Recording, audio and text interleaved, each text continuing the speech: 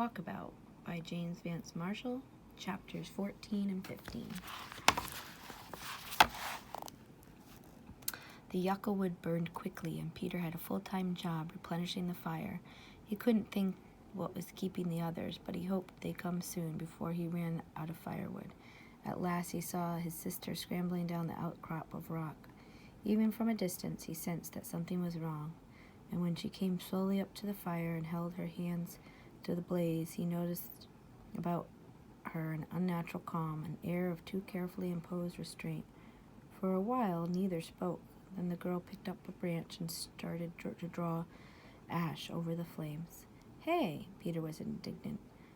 "You'll pull it out," she nodded. "We don't do it." "Of course we need it."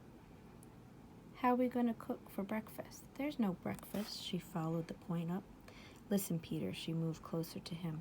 "There's no food here. It's no use staying. Let's push off." He eyed her suspiciously. "What's the rush? The dark you'll get food. Listen, Pete."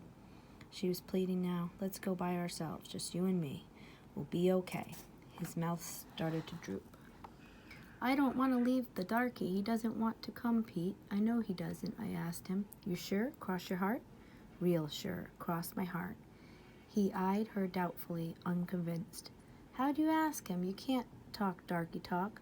She went on, raking over the ash. "I tell you," she said, "he doesn't want to come." "I know."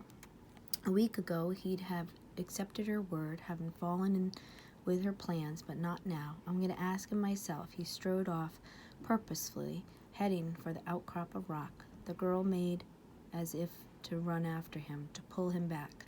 Then she stopped. That, she realized, would do no good. She sat down beside the dead fire, her fingers plucked at the hem of her skirt. After about 10 minutes, Peter came running back out of breath. "Say, Mary," his voice was frightened, "the darky's ill, real ill. He's lying under a bush, and he won't move." "Perhaps he's asleep." Peter looked at her in disgust. "Of course he's not asleep. He's ill. You come and look." "No." The girl drew back. "No," she whispered. "I won't go near him."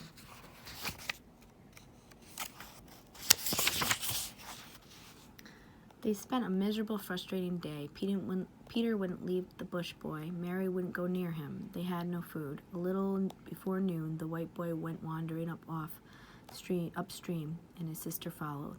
"Where are you going, Pete?" "I'm going to look for fish." She came with him eagerly, hoping this was the first step in breaking away and going off on their own. But Peter wouldn't go far. After less than an hour, he turned back, insisted on retracing their steps. They found no fish. Peter spent most of the afternoon carrying palmfuls of water up from the billabong to where the bush boy lay motionless in the shade of a muggawood. At first, the aboriginal wouldn't drink, but eventually he accepted a little, though Peter noticed he seemed to have some difficulty in swallowing. A couple hours before sundown, the white children went on another food hunt. This time downstream, and more by luck than judgment, they found a cluster of yams with foliage under the ground. They rooted up a piece and carried them back to the camp. After a good deal of difficulty, they rekindled the fire, covered the yams with ash. An hour later, they were eating them, while the sunset wind rustled the boxwoods and flying phalangers zoomed from tree to tree. Peter took one of the yams to the bush boy, but he wouldn't eat. He seemed to be much weaker, to have lost interest in what was happening around him. Yet his cold was certainly no worse, and all trace of fever had vanished. He simply lay there, his dark eyes becoming slowly more clouded, his body temperature gradually falling, and his pulse growing imperceptibly weaker. Resigned to the inevitable, he was willing himself to death. For a long while that evening, Peter sat beside him, holding his hand. There had always been a bond between the two boys, a mutual liking and understanding, and it was because of this that Peter now realized the bush boy was dying. He held his hand more tightly. After a while, he noticed the bush boy's lips. They were moving. He bent closer. "Arkulola," the whisper was unmistakable. Peter ran down to the billabong, cupped his hands, and brought back water. But the bush boy pushed it aside. He shook his head with an effort. He raised himself up. "Arkulola." He pointed at Peter. "Me?" The little boy was astonished. "I don't want to drink." Arkulula, the bush boy insisted. Ymira. He pointed first at Peter, then at the hills. It was some time before the white boy cottoned on. Only when the aboriginal scooped together a ridge in the sand to represent the hills and traced a trail from one side to the other did he get the gist of the message. Then he nodded gratefully. Sure, Darky, I get you. Over the hills there's food and water. Arkulula and Ymira. That's fine. Now you lie down. The bush boy's eyes clouded over. He rolled on his side, drew up his knees, and lay very still. Peter took his hand, squeezed it reassuringly, then struck by a sudden thought, he got up and walked across to his sister. She was sitting beside the fire, about 200 yards from the muggawood, drawing patterns in the sand with a pointed branch. She looked up as Peter approached. How is he?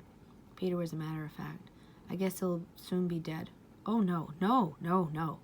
She started to sway back and forward, her hands over her face. Her brother eyed her critically. Then he remembered what he'd come to ask. Say, Mary, you reckon he'll go to heaven? I don't believe you. The girl's voice was muffled. He's only got a cold.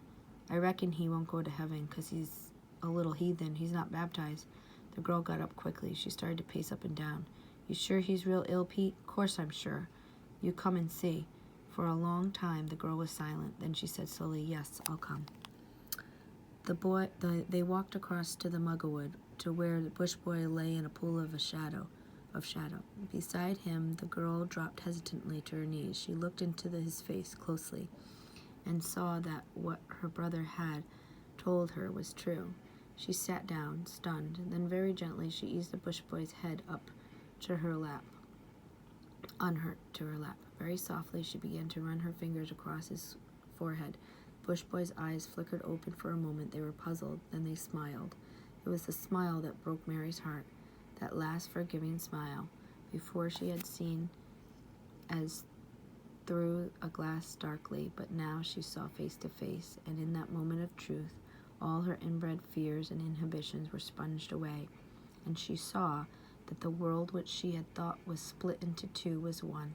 He died in the false dawn, peacefully and without struggle, in the hour when the desert is specially still and the light is specially clear. The girl didn't know when he died, for she had fallen asleep. Her head had drooped until her cheek rested on his, and her long golden hair lay tumbled about his face. Chapter 15.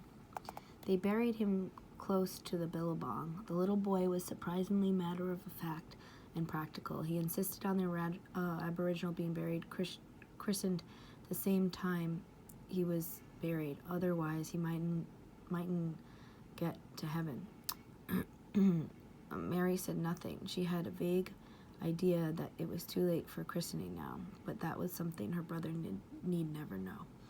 It was noon before he had finished, for the desert sand was hard to dig with the boxwood branches and sharp-edged stones, and the children were tired and hungry. They had 2 yams left over from night before, and these they ate raw. Then they sat in the shade of the boxwoods and looked at each other. It was Peter who took command. After a while he got on his feet. Come on, Mary, he said. Kukora.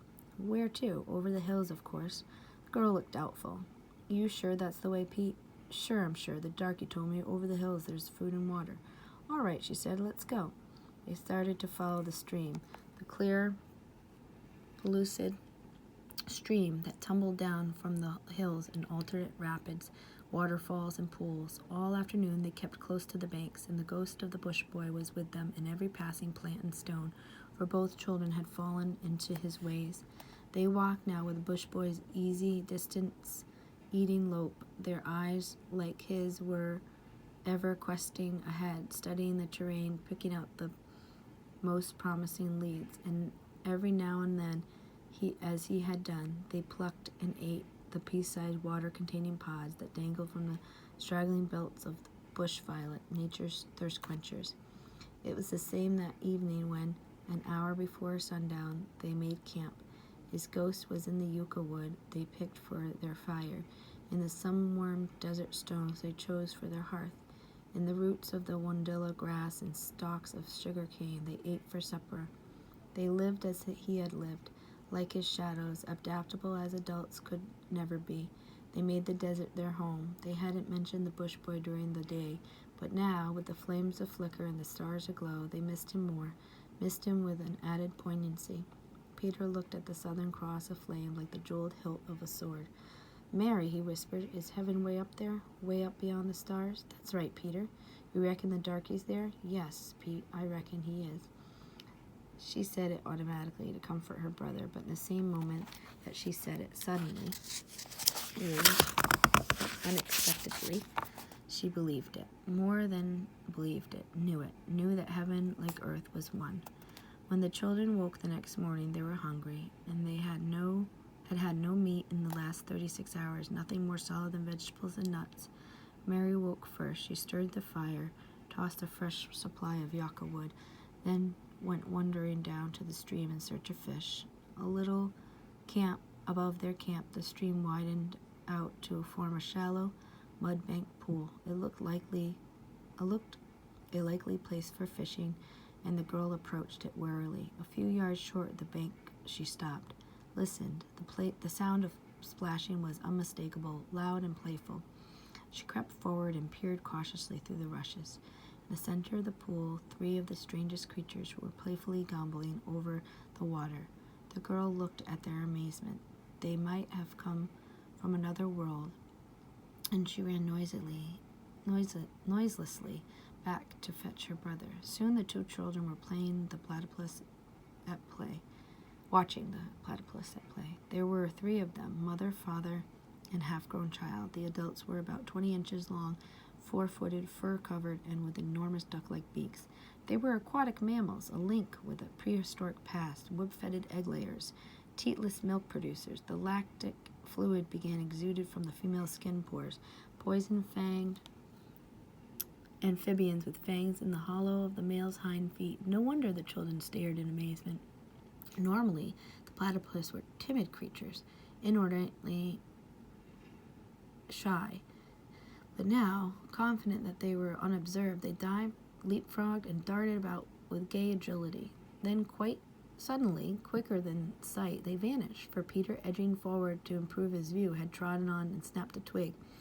It was a very small snap, but the children never even heard it. But in a flash, a platypus dived deep, went snaking through the underwater entrances to burrow there beneath the bank. There, in the maze of their smooth, highly polished tunnels, they were safe. The little boy looked at his sister. "Reckon they're okay to eat?" "Oh, Pete, I couldn't. Besides, we never catch them." They agreed to forego breakfast in favor of a swim. Pete jumped feet first into the pool. After a while, he started to mimic the platypus. He pursed out his lips, quacked and bobbed and splashed, showering his sister with spray, driving her laughing on to the bank. His miming became more hilarious, more abandoned, shades of the bush boy and lyre bird, until at last the girl joined in. Together they squawked and splashed to exhaustion. Then they lay on the bank side by side in the drying warmth of the sun. But they couldn't, Peter knew, stay by the pool forever, and soon they were on their way, following the course of the stream, climbing the gently rising valley. At first the valley was well shaded and softly colored, aglow with the gold of casuarina, the creamy white of bamburas, and the pink of gums and eucalyptus. But as the children climbed higher, the vegetation gradually became more stunted and the colors harsher, cruder. By midday, they were traversing a rocky, barren terrain, its only trees the drooping muggawoods, its only flowers the everlasting daisies, the flowers that never die, that live on even after the petals, leaves, stalks, and roots have crumbled and withered away.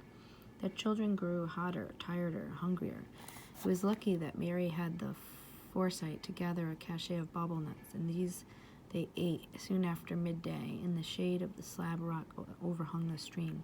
The stream had become a good deal smaller by now, and looking up the valley, the children guessed at its source. In the shallow about 200 feet above them, Mary looked at the hills, shading her eyes against the glare of the sun.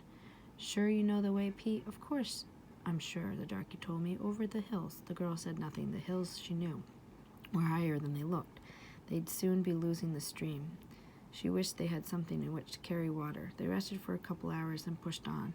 The valley became barer, bleaker, progressively less inviting.